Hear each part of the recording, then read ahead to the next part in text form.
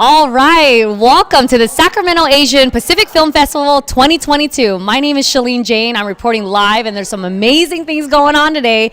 This is day 2 of events, and so today we have the Far East Deep South Q&A that's going to be covered live on Access Sacramento. Make sure you check us out on Facebook and YouTube. There's also in the afternoon, we get a chance to be able to see Q&A from the movie Ricochet. That is a huge documentary that's gone on with the San Francisco court case that you've probably been following. You definitely want to know what's going on with that. And then we end the evening with free Chol Soli with Q&A, and we're gonna close it out with a bang with that. So I'm so excited to be here with you today. Make sure you check out all of our hashtags, SAPFF 2022, and thank you so much to all of our sponsors and all of the people that have supported this amazing festival and this day 2 event. If you haven't got a chance to get in here, make sure you get your check us out. And you know what? There's also some behind the scenes interviews and red carpet events that Christina did last night. And there's some more today. So make sure, let's take it to her. I want to watch them. I hope you enjoy them too. It is crazy here at the Sacramento Asian Pacific Film Festival. Lumpia with a Vengeance just got out, and we had our discussion panel. I'm going to grab a few audience members just to let you know what kind of movie this is. Follow along.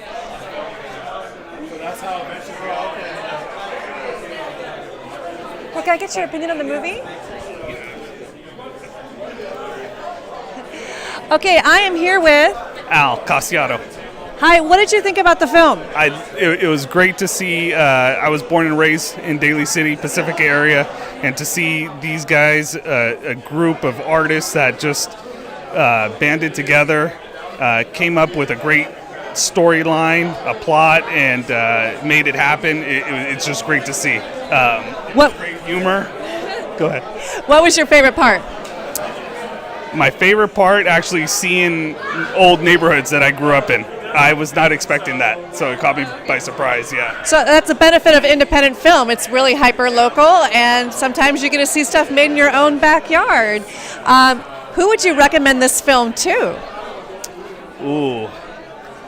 Oh, that's a hard one. I could honestly say. I mean, it's a film for all ages, all walks of life. I mean, if you want good entertainment, a great laugh, and want to stay upbeat, this is a film for you. All right, fantastic. Thank you very much. Enjoy, and don't forget to get your swag. That's another thing about this movie. There is so much swag. They have created so many awesome things to check out. They've actually made a Sacramento edition of a comic book just for Lumpia with a Vengeance's screening tonight. If I can get one of the Sacramento copies, that would be fantastic. And in the meantime, just follow me over the table. Come on over.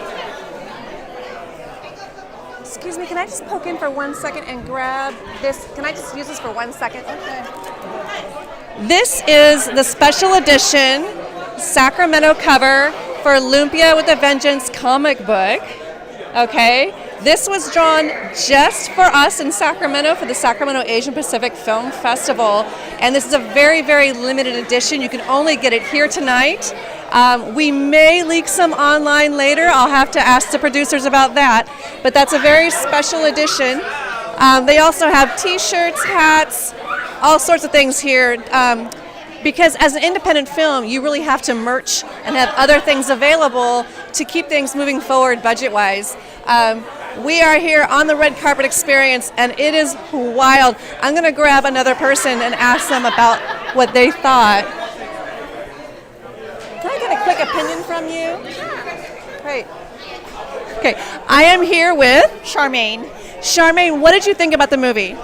Honestly, it was a good movie. I haven't seen any movies like that recently, and it was pretty good. I was impressed. What did you think about it being a Filipino-American film? I love it. I'm glad that there's a lot of exposure with Filipinos, Filipino movies coming out, and just Filipino Americans. We're getting represented, and I love it. And a female heroine, right? That's awesome. Hello. I mean, you see both sides. You see the villain and you see the heroine, and I'm up for it. It's awesome to see both sides, and of course, the hero goes on top. Yeah. Now, did you see the first Lumpia film? I've seen parts of it, honestly, and I mean, this watching the second one makes me curious to watch it. The first one, and hopefully there'll be another one. And did you know about the comic book series? No, this is the first time I'm hearing it. So Right. seeing the movie makes it look interesting and makes me interested in watching seeing the comic movies. I thought it was very interesting that they made a movie and then there was so much demand they decided to make a comic book series with it. That is awesome. I mean, that's a big audience right there. So crazy. Yeah. Great. And if you could recommend this movie to anybody, who would it be? My friends, maybe my brothers and my cousins who love the comics. So yeah, and I'm sure they probably know about it already, maybe a little bit, but yeah, I'd love to let them know. Great. Fantastic. Thank you so much for your opinion of the film, and thank you for coming tonight to support. All right. Great. So the next stop for this film, as you heard tonight in the panel, they are going to Comic-Con. Follow along, and you just might get to see this movie in San Diego.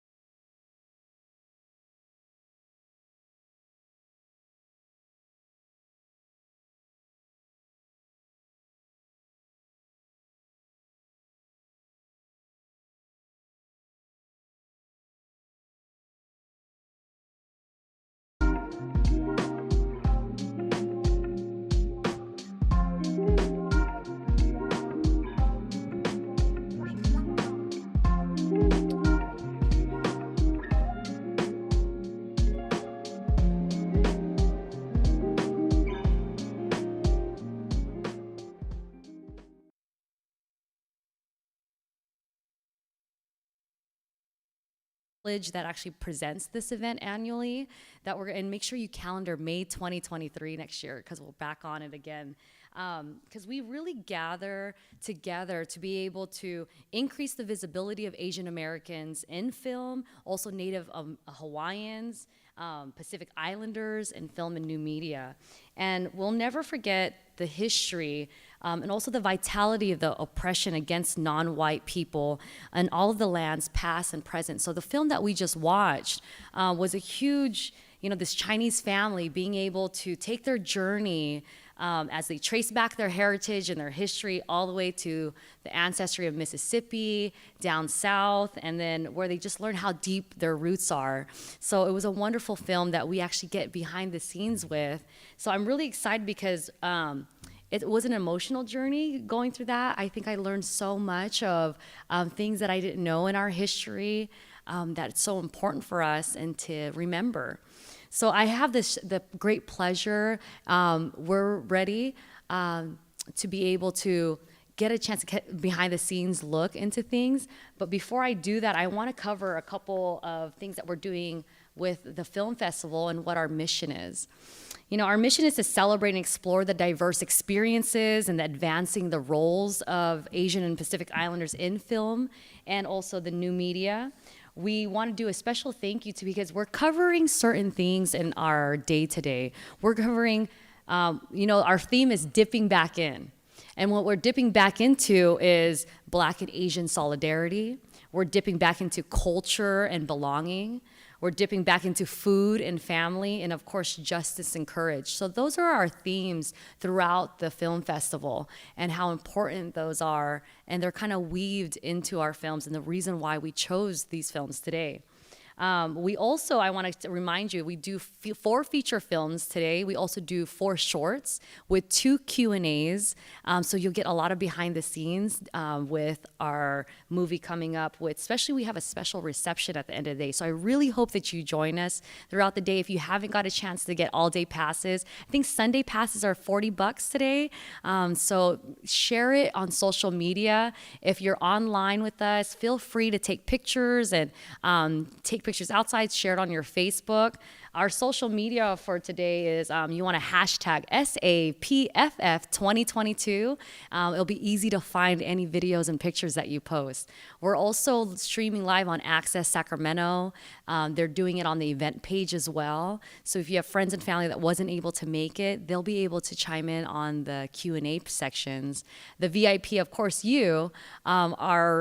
it's excellent because you guys get all the live in-person things that they're not going to be able to see. So I think we're ready to go. Would you like to get a chance to see Baldwin Chu and actually Larissa Lamb, the directors and writers for this movie? Yeah? All right, let's bring them on stage. They're going to actually zoom in right here. So get a couple questions in your mind that you might have. Do you have any questions out in the audience at all for this movie that we just watched?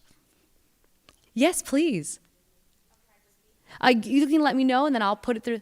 What happened to the Dad's Bible? The what? Dad's Bible. Okay, that's a great question. So hello there. Thank you so much for joining us. Hi, great to be there virtually. Hopefully you guys can hear us. We're so excited. I actually saw your postings on Facebook, so I know that you shared it out with your public followers and things like that. So we're just so happy and glad that you took the time out today. I mean, now can I just make sure I understand this? Are you a husband and a wife, team Baldwin Yes. Chu and Larissa Lamb? Yes, Yeah, and I got the ring to show for it. Yeah. So yes, Okay, that's great. Larissa So is it's like my a wife. double powerhouse couple coming in. So I love that. So thank you so much for being here. So one of the first questions that was asked was, what happened to Dad's Bible? Yeah, so the Bible is actually still at the museum. It is In Mississippi. In Mississippi, it did get turned over to us, so we are now the owners of that Bible. But we put it back on loan with the Mississippi Museum, and I guess You guys might get a special announcement to see what's going to happen to the Bible next. yeah, you guys are the first ones we are telling this to.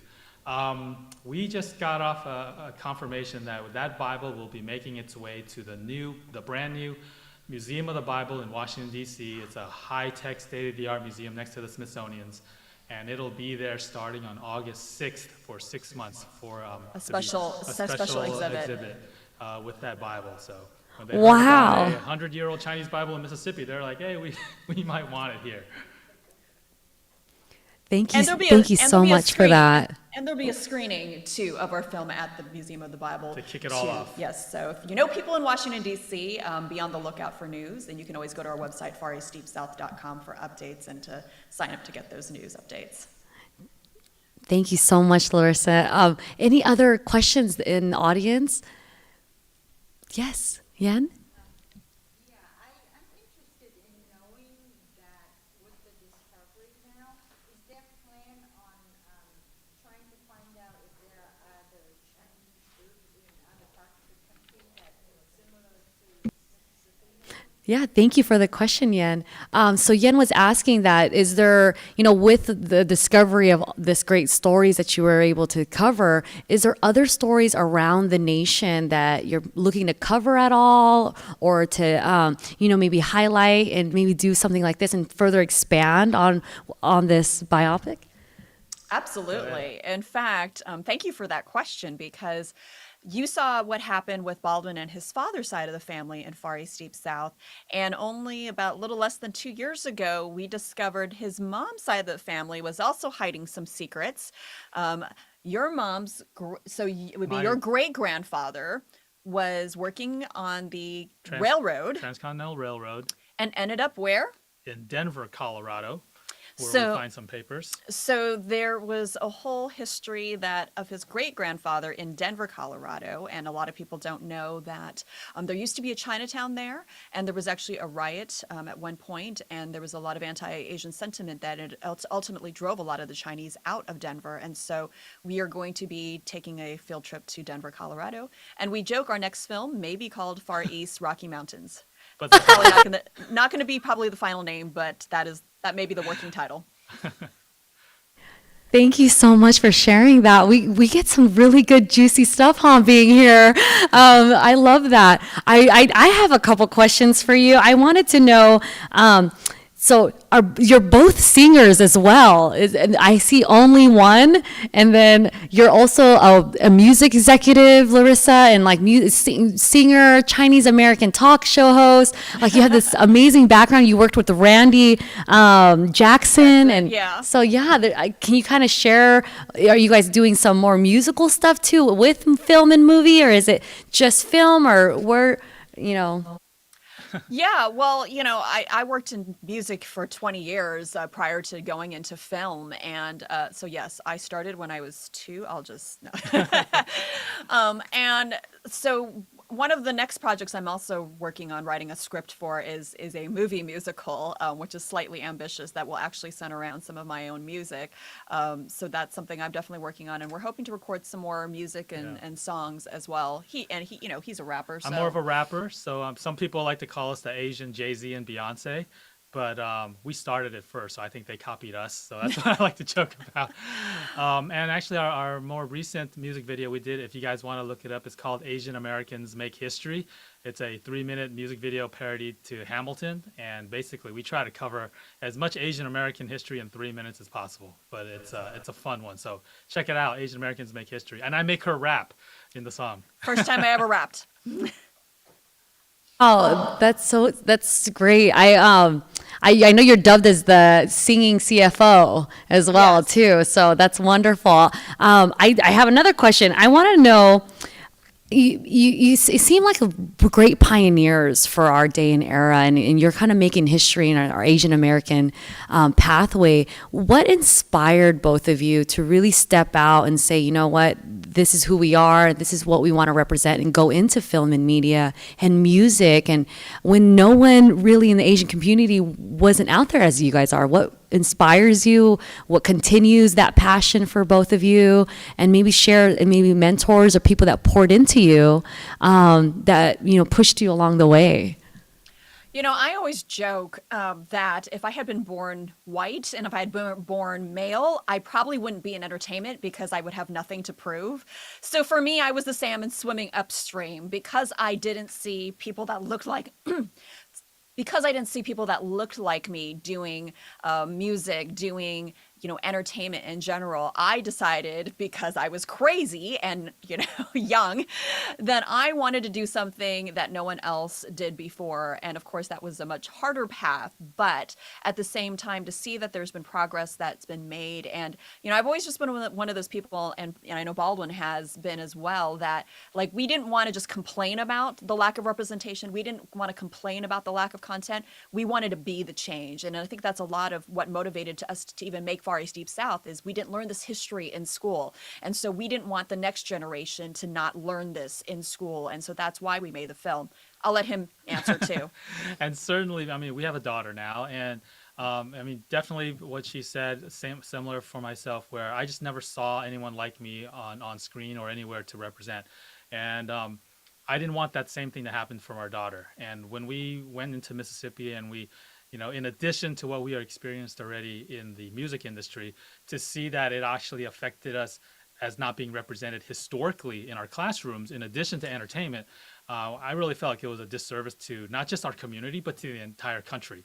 So if my daughter and her friends are to really know who they are growing up in this country as Americans, I felt like, we really feel like it's up to us to get things moving, but we can't be the only ones doing it. And so we hope all of you, and you're encouraging other filmmakers and entertainers to do the same thing as well, to just really get our stories out there.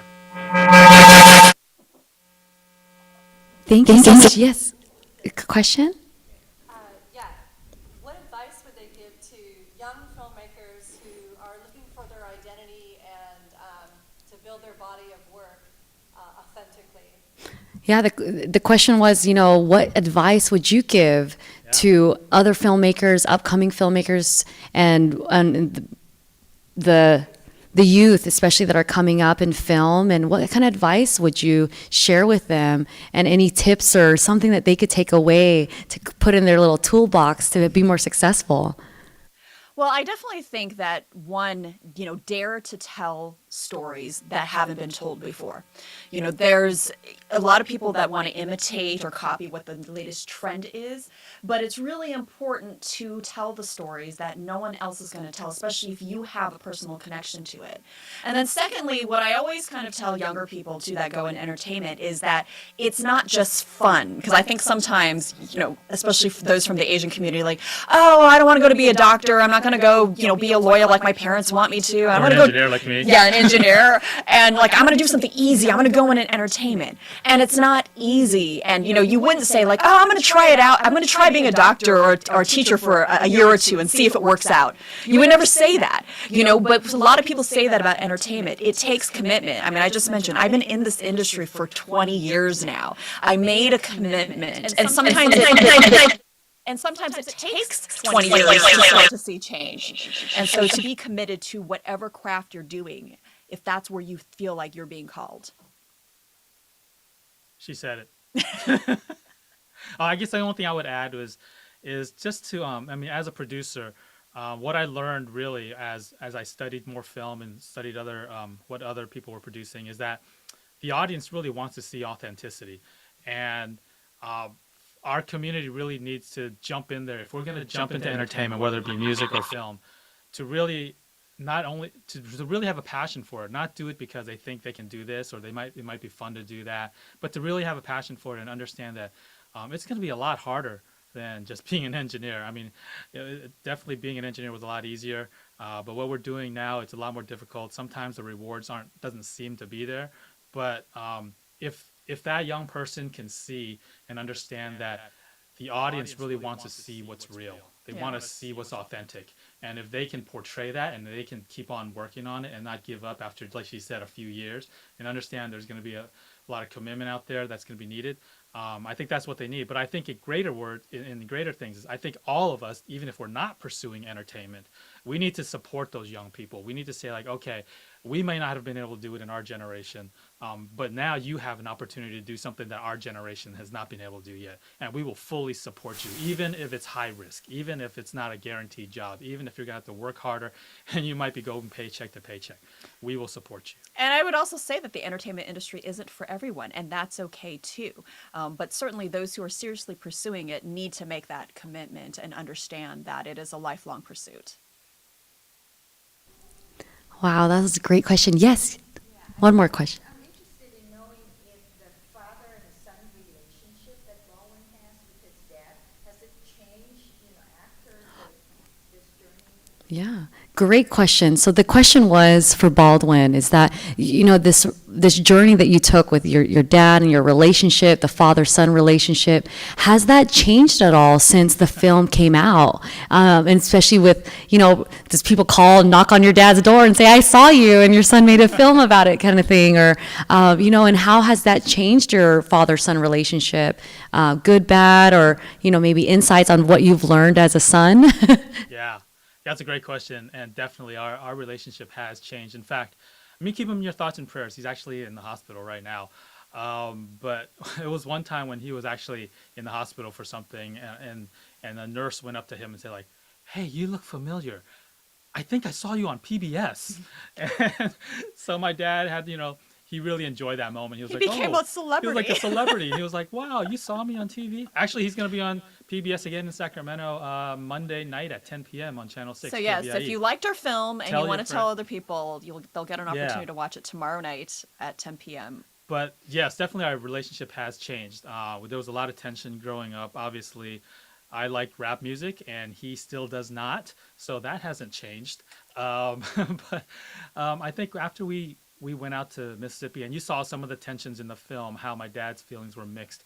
He wasn't sure if he really wanted to share this with the public, and he really didn't understand why I would give up my engineering job to continue to pursue entertainment. But even if it's on an educational level, he didn't understand that. So, but then I think as the story unwound and he's seen the reactions of the audience, as we started getting more emails and students were writing us and I was sending them to my dad, he started reading them and he started realizing maybe this isn't just about him, because I had to really let him know, like, this is not your movie, Dad, anymore. This is not about our family. This is about the stories of our entire community. This is the story of America. And if you really want things to change for your granddaughter, your granddaughters, because he has 3 of them now, you have to really understand that this story is significant and what we're doing is important. And I think that opened up more conversations. Obviously, he didn't really like to talk to me about those things. It was because of Larissa. He likes talking to me, not him. Yeah. So all the interviews you saw on the film was conducted by her. The and- ones where he's crying. where he's and, crying. yeah. I was not there. But it allowed him to really open up, and it allowed me and my brother and our whole family to really understand him more, what he went through. And I think he understands us a little bit more too about why we're different. He still thinks old people are right all the time, though. Oh, yeah, that hasn't changed. But he does say, "I love you" more. He does, which is great and surprising. Wow, that was a great question. I'll take one more question from the audience. Okay, if not, my final question would probably be, what is it that you wish that your audience would take away most when they watch this film? Kind of set out. Yeah, I think what I would like for not just our audience, but hopefully everyone that our audience touches and conveys this message to, is that we are American just as much as we may be ethnically Chinese or Asian. Our stories as people of color, people that are non-white, our stories are just as significant to this country as theirs are. And I think growing up, my question has always been like, well, am I Chinese or am I American? To whom am I Chinese and to whom am I American? Do I have to choose, or do other people get to choose? I think I want people to know that we don't have to choose. None of us should have to choose when we're American and when we are of another ethnic origin. It is okay and perfectly right and the best for us to be both all the time and never have to choose or never be, told we are not one or the other. Yeah, and I think ultimately why we made the film is the fact that we want to see the way American history is discussed in classrooms and in the public sphere, to broaden it to include the Asian American experience that has been omitted, that has been excluded for so long, because that has contributed to the racial bias against our community as being perpetual foreigners. And the fact that we now know that Baldwin's family, if we count our daughter, has been in this country for 6 generations, that makes her in some sense, quote unquote, more American than, our German American editor who's only 3 generations deep in into this country. And so we want those perceptions to change. And the fact that education, I think, is very important, and that history includes all of us. And the more that we can see that discussed and included, and all of you hopefully will advocate for that as well, I think we're going to be a stronger, better country and more understanding and compassionate country. And then you'll see us more on film and television and politics and boardrooms. You'll see us more in all those things. We'll be included because people see that we belong. Yeah. Big round of applause going on over here for you, both of you. A big prayer for your dad right now. He's in our hearts. And thank you so much for just pioneering and being a shining light for our community. Thank you. So, ladies and gentlemen, Baldwin Chu, and of course, the composer and director Larissa Lamb, who's also composed Finding Cleveland in 2015 and also America Reframed in 2012. Our hearts are with you. Thank you so much for giving your time today for our Q&A. We love you, we support you, and we welcome you here to the Sacramento Asian 2022 Film Festival. Yeah. So, well, thank you. Thank you so much. Thank you so much. I was just correct. Like, I did do the music for Finding Cleveland, but Nathan Wong is our composer for Far East Deep South, although I did have some music in the film. But if you want to connect with us more, feel free to find us on our website, fareastdeepsouth.com. We do answer our emails and would love to see you hopefully in person soon. Absolutely. And you guys are based out of Los Angeles Diamond Bar? We're in Pasadena, but I'm actually flying up on Tuesday. yeah, we were able. It's a long story why we couldn't make it up this weekend, but we'll actually be in Sacramento for the National Genealogical Conference. So if you're interested in plunging more into your own family history, consider attending the National Genealogical Family Conference at the Sacramento Convention Center. It starts on Wednesday. Yeah. All right. Thank you so very much, Larissa Lamb and Baldwin Chu, everyone. Thank you for taking this time for Q&A with us. All right, so ladies and gentlemen, what we'll do is on timing wise, I think I apologize, we're a little bit behind schedule. We're gonna do a 5-minute break, and then we're gonna go ahead into our shorts, and then so be right back. If you just need to take a quick potty break or anything like that, this is the best time to do it. The full bar is open for concessions. It's gonna be open all day for you. Make sure you get a chance to check out our merchandise table. It's right outside the door. There's also a donation table. And then there's these white cups that have free popcorn in it. So grab a popcorn if you'd like. Get comfortable with us. And we're excited to have you back. So if you're staying in with me, I hope that you're relaxed and that you have everything you need. We're so excited that you're here today, and it's gonna be a fun ride for our day 2 for the 6th annual Sacramento Asian Pacific Film Festival. I'm Shaline Jane, your MC, and I'll see you back in a little bit.